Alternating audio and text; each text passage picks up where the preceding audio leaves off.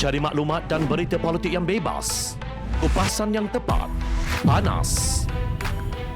Dapatkannya secara eksklusif hanya di Jom Channel. Komitmen kami, pentasan berita Isnin hingga Jumaat.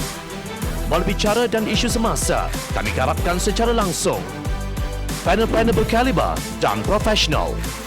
Interaktif, pandangan anda kami raikan. Jangan lupa bersama kami di setiap hujung minggu dalam edisi khas mingguan. Jom Channel, moving forward, sharing a new experience.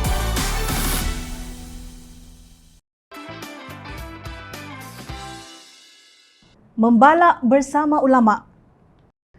Mengapakah setelah ulama memegang jawatan sebagai Menteri Alam Sekitar dan Air, persekitaran semakin tercemar? Gambar-gambar yang tular yang diambil dari kawasan perhutanan tidak mencerminkan sifat kelestarian terhadap alam sekitar. Sedangkan kelestarian alam sekitar disebut dalam Al-Quran yang membuktikan Islam menitik beratkan penjagaannya. Tetapi mengapa kawasan hutan semakin gondol?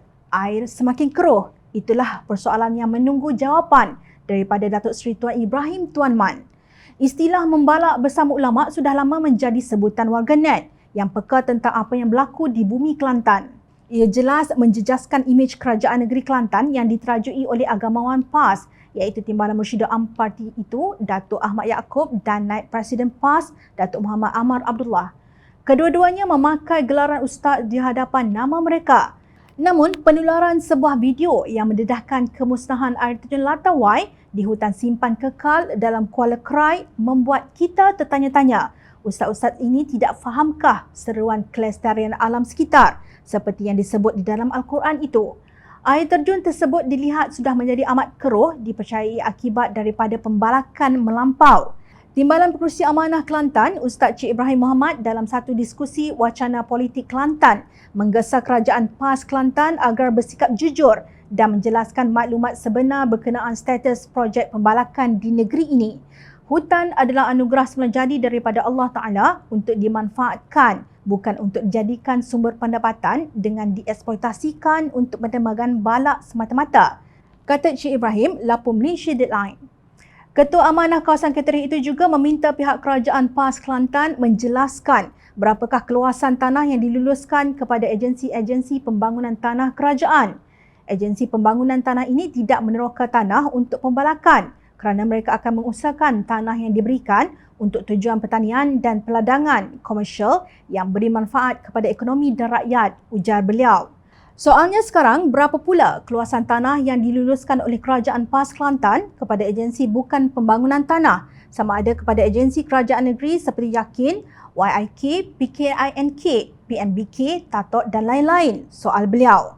Beliau juga bertanya berapa luas tanah yang diluluskan oleh Kerajaan PAS Kelantan kepada syarikat dan pemegang lesen persendirian yang bukan merupakan agensi pembangunan tanah. Contohnya, Yayasan Aman, Raulatul Atfal, Pasti, Pertubuhan Kerabat Koperasi Penghulu, Koperasi Ulama dan yang lain. Cik Ibrahim juga mendesak Kerajaan PAS Kelantan menyatakan jumlah keluasan tanah yang diluluskan untuk projek pembalakan atas nama Tanaman Getah Klon Balak TLC dan ladang hutan pelbagai spesies. Kita juga mahu tahu syarikat-syarikat manakah yang dianugerahkan projek sebegini kerana biasanya pembalakan ini dilakukan oleh syarikat, bukan oleh agensi pembangunan tanah dari pihak kerajaan, desak beliau.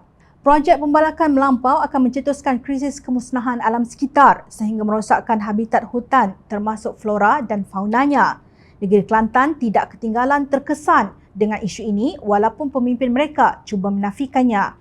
Mereka seolah-olah tidak belajar daripada banjir lumpur yang berlaku yang menyebabkan kerosakan dan kesukaran yang dialami oleh rakyat Marhain. Berhentilah menyalahkan pihak lain di atas malapetaka yang telah berlaku dan akan berlaku akibat hutan dan perbukitan yang gondol. Penjajah, liberalisme dan DAP tidak dominan di Kelantan. Yang ada hanya sindrom bebalisme yang sudah memenjara intelektual pemimpin PAS Kelantan. Mereka mungkin memiliki rumah besar dan kereta mewah, tetapi apabila pemikiran terus terpasung dalam bebalisme, maka kemunduran intelektual untuk merancang masa depan akan menjadi penyakit yang sukar diubati. Sentiasa ingat bahawa rakyat sentiasa memerhati.